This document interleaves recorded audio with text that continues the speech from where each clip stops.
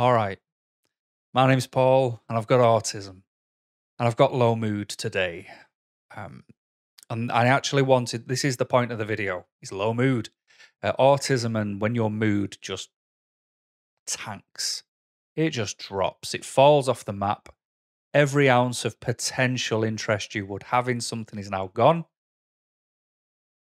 and you just feel like you're left floating in a void of nothingness. And I get it. It's not a fun topic for a video. It's not engaging. There's nothing you can pick up from it apart from my sulking mood. But that's the point, isn't it? You can't always be happy and you can't always create videos or you can't always be who people want you to be. And I want these videos to be beneficial to someone. Not everyone, someone. Someone who gets me, someone who's on my wavelength, someone who might just need someone like me to talk to them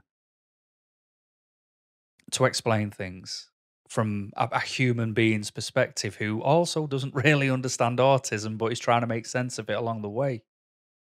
And I know it's not a good idea to do a video when you feel like this, but I'm trying to show the vulnerable side. I'm trying to show you that I can get very bothered, very upset, very unhappy over something so stupid and trivial. My problem, I'll tell you what it is that I'm going on about. Okay, I my job does not involve customer service. Okay, the job I do, whoever you work for, it doesn't involve customer service. It involves interaction and service to a degree where if somebody wants your business, you interact with that person. If you are on site doing the work, you will deal with their employees, them. That's what you deal with. You have to make sure you do the job to the best of your abilities. Yes, just like you should anywhere you work.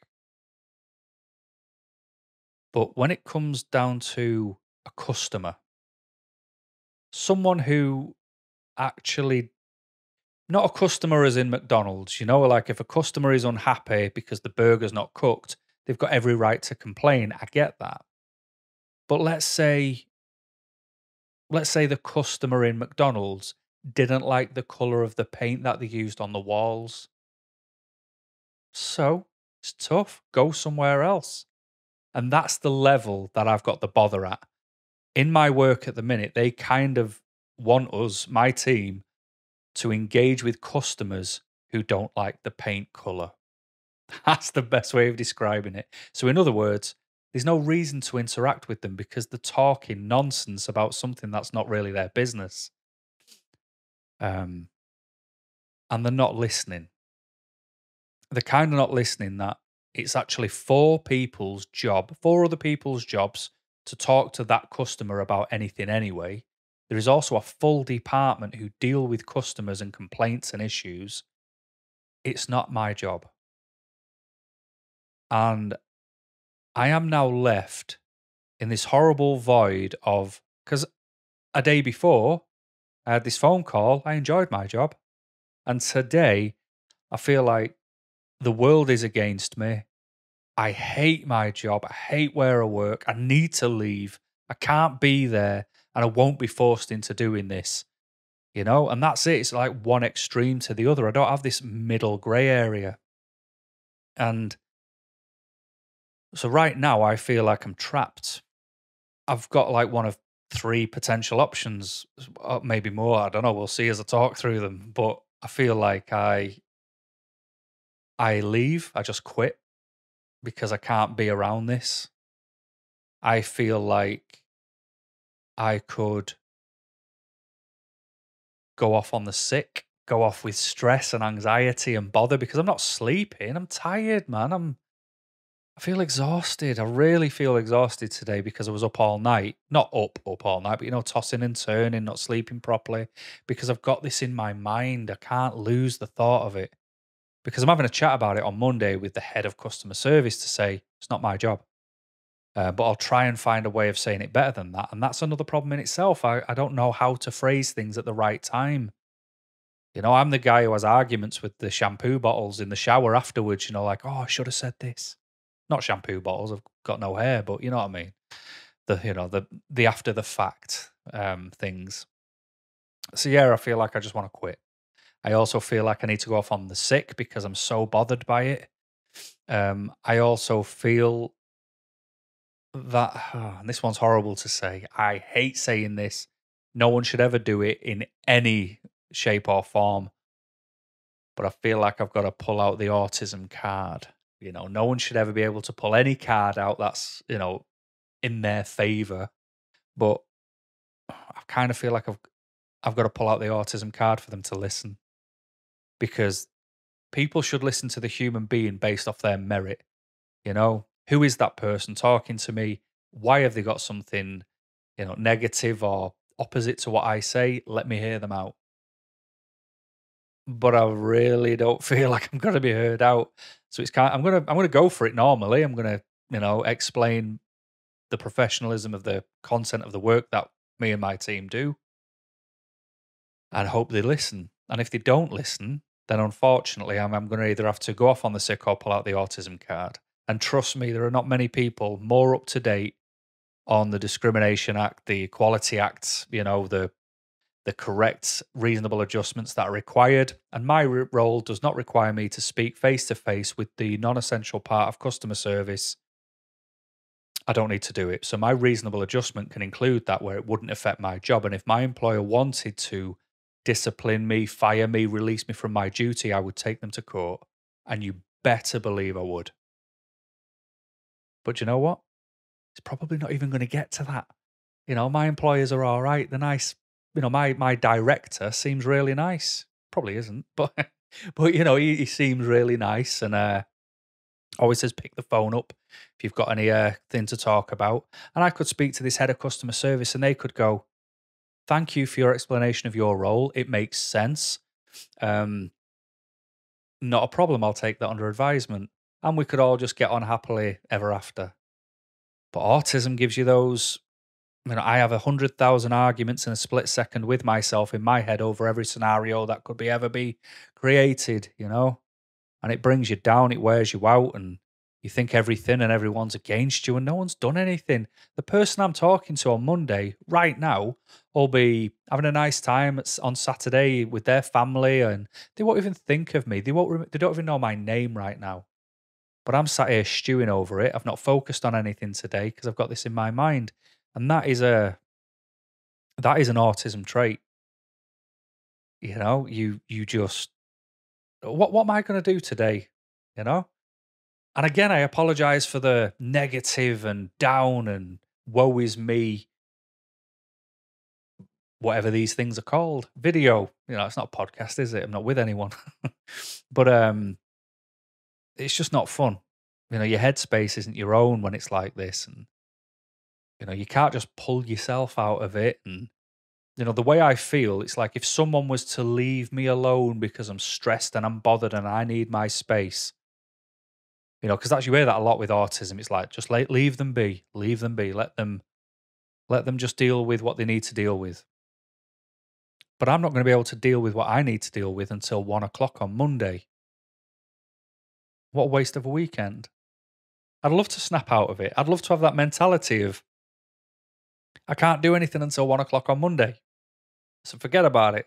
Relax, enjoy yourself. Go and get a beer, Paul. Get yourself a beer. You know what I mean? Just have a couple of them tonight. Stick something good on the TV. Get a takeaway. Relax. Just put your feet up and enjoy yourself, son. But I can't. And hopefully, someone's still watching this and not thought, what a depressive weirdo. You can think that, but if you're still watching, thanks. But I hope there's someone who's actually knows what I'm talking about and understands this feeling of the void and what do you do when it's kind of in your control but kind of isn't, and the final say isn't yours. But you're trying to do the right thing. I'm not engaging with these people um because I'm trying to be a pain or a problem. But I'd like to think I've done well with what I do. I know these people who I respect who also respect me, and that is a nice feeling. There's other people in my industry who just do what the book says and that's it. They don't vary. There's no variation of it. Whereas I'd like to give alternative solutions so long as I can quantify them. And, I've done this job for a long time. And part of the reason I've kind of followed this route is to avoid dealing with customers and customer service. There is still a section to it where I do have to engage, and I understand the reason why, and I am the best person suited to deal in them situations. There's still conflict, there still needs to be conflict resolution. But then like I say, if I give you that McDonald's scenario again, where if the customer is complaining about the burger, they've got every right to complain. If they're complaining about the color of the paint used on the walls, sit down, stop moaning, go somewhere else. I shouldn't then have to, as the manager of McDonald's, go and speak to that person and go, well, I do apologize, but the reason we chose that color is none of their business. And they're the kind of things I'm dealing with. Honestly, I am not mixing the two. There isn't a part of it where I'm getting it wrong a little bit and maybe I should speak to this person in particular. They're honestly, they are moaning about things that I've got nothing to do with them. And this is where all this is spawned from. And congratulations to that person. You have ruined my weekend and I can't think straight. I've not eaten either. I've just realized that it's like nearly 5 o'clock on a Saturday now. And all I've had was maybe about 10 o'clock this morning. I had a bacon roll because I nipped into town, got a coffee, got a bacon roll. Seen this drunk woman on the floor, 10 in the morning, just sat there, people around her. Thought she'd been hit by a bus at first, but she was just drunk. And I say bus because there was a bus pulled up, sort of checking on her. So that's something else it does. Your mind gets so full of make believe and nonsense and 100,000 scenarios that you forget to eat. That's weird, guys. But it does. You forget to eat. How can you forget to eat? How can you not know if you're hungry? That should be a sign that when an autism mind is full, that it doesn't even make room to know if you're hungry or not. How is that not an example of how autism is a great effector of your thought process, who you are at the core? Today I have drank a large cappuccino from Costa or Cafe Nero, wherever, and I got a bacon roll from the local butchers or whatever you want to call that place where you get the rolls from. That's it. So where's my water intake? Where's my food intake? I feel tired now and thinking about it. Obviously, my mind's been racked with this. But maybe it's to do with the fact I've not eaten or drank either. That's not good. But you know what? This is low mood. This is vulnerable. I am sulky. I know I sound it. I can feel it myself. And I know I'm being a little spoiled mad. That's what it feels like on the inside, But the reality is you get affected and you can't stop the things that affect you affecting you and to the levels that they affect you as well. And I'm not making any apologies for it. I'm allowed to feel this way too. I'd love a control measure where I don't, but there isn't one, not that I've found. And if anyone wants to give me a control measure, by all means, I'll try anything. But I've tried the meditation, I've tried switching the technology off, I've tried the deep baths, I've tried a weighted blanket, I've tried all them things. But right now, it's not turning my mind off. I've tried watching TV, I've tried watching things that I'm interested in. It hasn't really got me. It's not gripped me, But this is the vulnerable side of autism, this is one of the many vulnerable sides of autism. And I think I even mentioned it in maybe even in the introduction video. I'm just going to do videos based on whatever is coming up. I've told someone I'll do videos on what it was like being a child. I mean, obviously I didn't know I had autism as a child, but I want to give things from my perspective. And I also, from the back of that, thought what would be good is to potentially give advice as well for those who might want it. Not that anyone wants my unsolicited advice. But for parents with children with autism and what I would have benefited from as a kid, and they will come. But I mean, look at me. I'm just flat. I wish my stomach was flat. That's not. But I'm down in the dumps and I'm being vulnerable, and I do think that's important. I'm not after praise. I'm not after being, oh, who do you think you are? Keep saying you're vulnerable. Yeah, bravo, you did a video on it. I'm not after nothing. I just want to show you. I just kind of wanted you to hear this story, whether it's interesting or it's not interesting. And I know it won't be. But just for you maybe to see the contrast in the video. Maybe I'm chirpier in other videos. I don't actually watch mine back. Just to see if there's a difference. And just to let you know, you are allowed to feel like this. And even though I wish I didn't, I wish I could get on with my Saturday and enjoy myself. All I've got in my mind is World War III, the worst scenarios. Just like if you had a bit of a bad day at school, when you went back the next day, you kind of hope the school had blown up. You wish that aliens would have just took the building and flew off with it, or every teacher got stuck in traffic the next day. You have this extreme, or I do, I have these extremes in my head.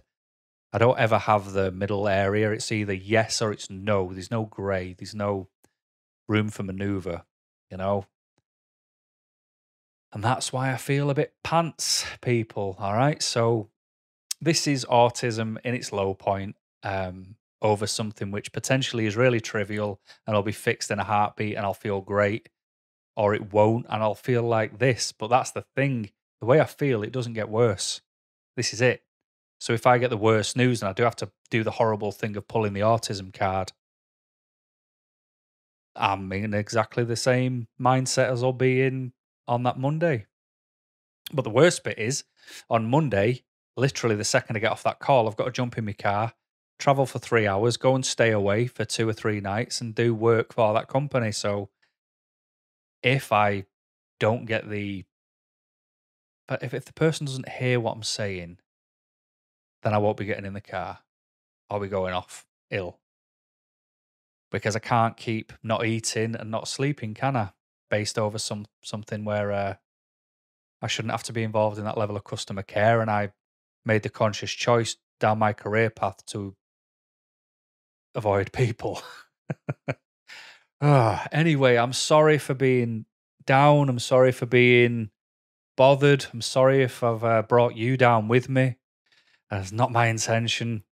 And I'm sorry that it's not interesting for everyone. And I'm sorry for being sorry as well, because I shouldn't be apologizing. But go and enjoy yourself. Go and do something that'll cheer you up. If you're happy already, great. Go and dance. Go and sing in a hairbrush like kids used to of my age. Instead of uploading it, miming to TikTok. What is that about? It's a crazy world. But anyway, thanks for watching. If you've made it to the end of this while I've been down in the dumps, if I had prizes to give, trust me, you'd be in line. All right, I'd be like, say the code word lemon, and I'll get in touch and send you a biscuit. You can tell why I'm not a game show host, can't you? Anyway, I do appreciate it if you watched and sticking with me for my vulnerable moments. So thanks, and I'll try and hopefully do another one of these when I'm a bit more upbeat. All right, so until next time, keep smiling. Thanks.